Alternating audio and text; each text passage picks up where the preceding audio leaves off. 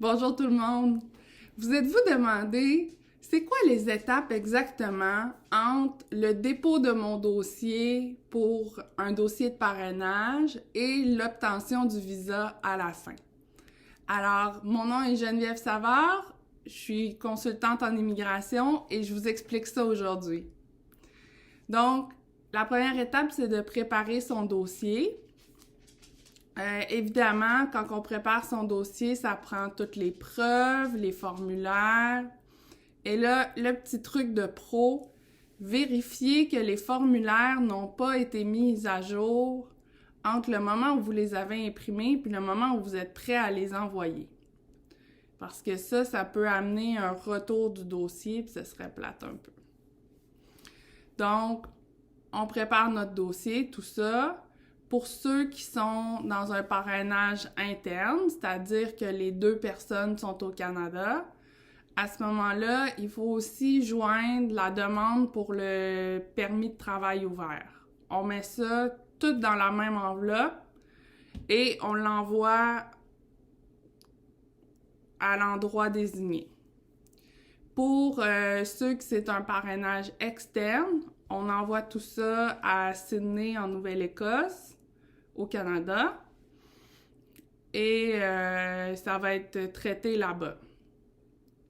Là, maintenant, on me dit, Geneviève, oui, mais c'est long, combien de temps ça prend avant d'avoir une première lettre pour nous dire l'accusé-réception? L'accusé-réception, c'est la lettre qui vous dit « Nous avons votre dossier et il est complet », ce qui vous garantit qu'il ne devrait... garantie. Je vais reprendre mes mots. Ce qui vous dit qu'il ne devrait pas vous retourner votre dossier, que vous êtes correct.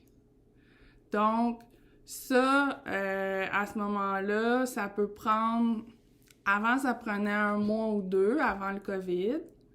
Là, avec le COVID, ça prend plus de temps.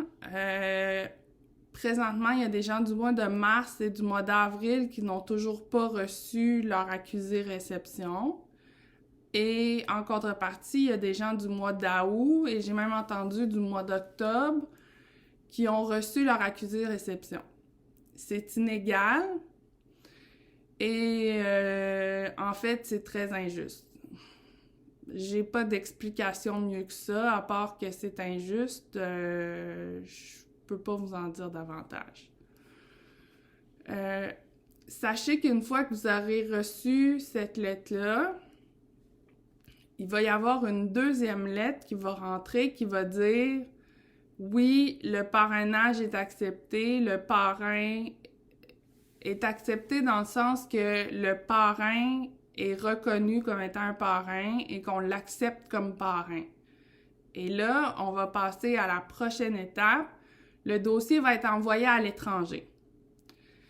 Avant, le dossier était envoyé à un bureau en fonction de votre lieu de résidence.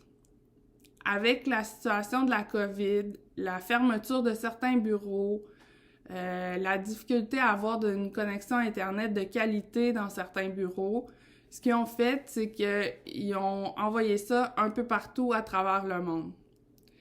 Je l'ai déjà mentionné, mais il ne faut pas se stresser avec ça. C'est pas parce que, par exemple, vous habitez en Tunisie et que votre dossier est envoyé en Chine que vous devriez vous inquiéter. Au contraire, c'est une bonne nouvelle. C'est une bonne nouvelle parce que, premièrement, les Chinois, eux autres, ils l'ont l'affaire. OK? Ils sont efficaces, ça roule bien, tout ça. Et si votre dossier était envoyé à cet endroit-là, c'est parce qu'ils estiment qu'ils vont être capables, le gouvernement estime qu'ils vont être capables de traiter votre dossier plus rapidement et plus efficacement. Donc, votre dossier est envoyé à l'étranger. Pour ceux qui ont un dossier à l'interne, un parrainage interne, ça va être traité au Canada. Et après la deuxième lettre, pour dire que le parrainage est accepté, ils vont commencer à traiter le permis de travail. Normalement, le permis de travail, c'est 3 à 4 mois après l'émission de la deuxième lettre. Ça vous donne une idée, là, en tout et partout, là, si tout va bien, ça devrait faire 6 à 8 mois là, que du dépôt jusqu'à l'obtention du permis de travail ouvert. Donc, je continue pour les parrainages externes. Ils sont à l'extérieur, donc sont dans un autre bureau. Alors, il y a 4 étapes dans un dossier. Il y a l'éligibilité, qui est au cœur du dossier. C'est la question de savoir si votre relation est authentique, si vous êtes ensemble pour l'immigration ou si vous êtes ensemble parce que vraiment vous vous aimez. Et moi, je suis convaincue que c'est tous votre cas, mais c'est le gouvernement qui doit évaluer ça. Il y a ensuite les admissibilités, c'est-à-dire les examens médicaux, la criminalité, qui se réfère à votre certificat de police, et ensuite la sécurité, qui réfère au fait de savoir si vous êtes un terroriste ou pas. Fait que normalement, pour tout le monde, là, tout ça devrait bien aller, toutes ces affaires-là devraient bien aller.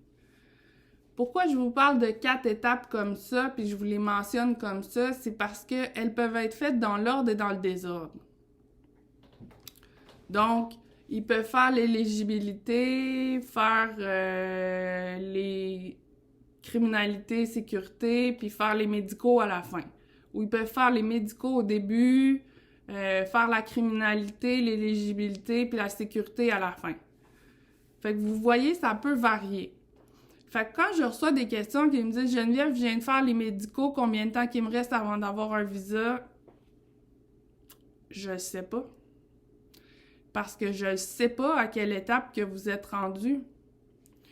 Ça dépend de quelle étape que vous êtes en train de faire. Et ça, pour savoir si vous voulez vraiment savoir à quelle étape vous êtes rendu, vous pouvez contacter votre député fédéral. Il y a un site web, je le mettrai en lien en dessous, où vous cliquez, vous ajoutez votre code postal, puis ça va vous dire c'est qui votre député fédéral.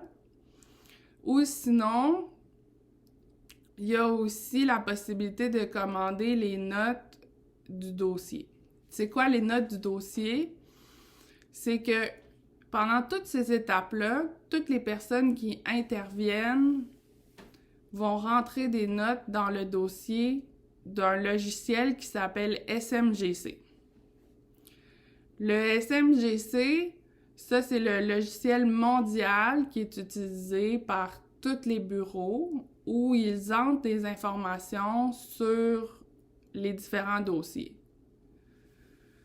Donc, ça peut prendre un peu de temps quand même avant d'avoir les notes, mais ça peut être intéressant pour savoir où est-ce que vous en êtes rendu.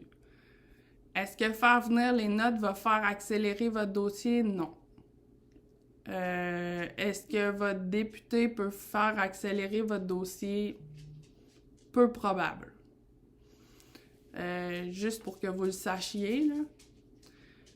Finalement, vous me dites qu'est-ce qui peut faire accélérer mon dossier présentement, là? Honnêtement, là, on a essayé vraiment beaucoup de choses. Puis c'est pas évident.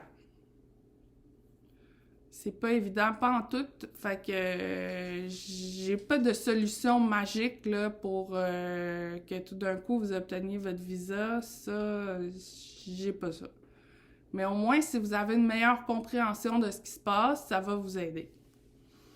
L'autre chose qui m'est souvent demandé, c'est est-ce qu'un agent a été assigné à mon dossier? Puis quand est-ce qu'ils vont commencer à travailler sur mon dossier?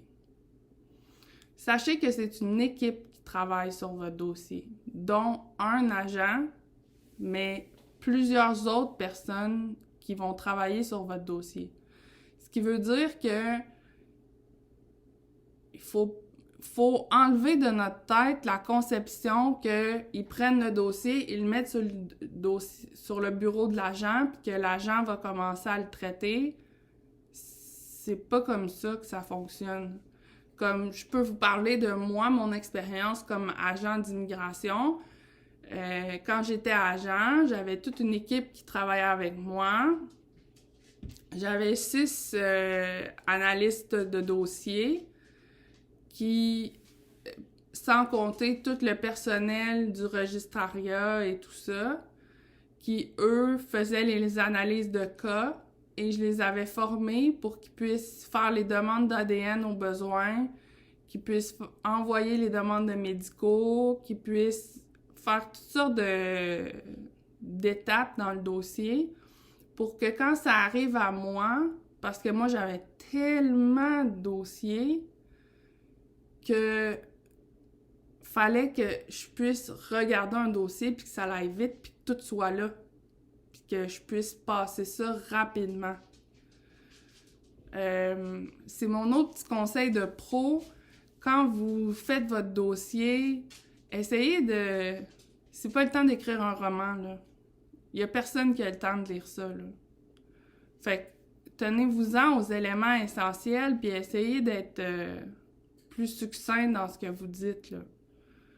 Fait que si jamais vous avez besoin d'aide pour regarder votre dossier avant qu'il parte pour éviter qu'il y ait des erreurs, n'hésitez pas à me contacter, ça va me faire plaisir. Ça fait quand même plusieurs années que je fais ça, là, des dossiers d'immigration, notamment de parrainage. Alors, sur ce, je vous souhaite une bonne journée et on se reparle bientôt. Bye bye!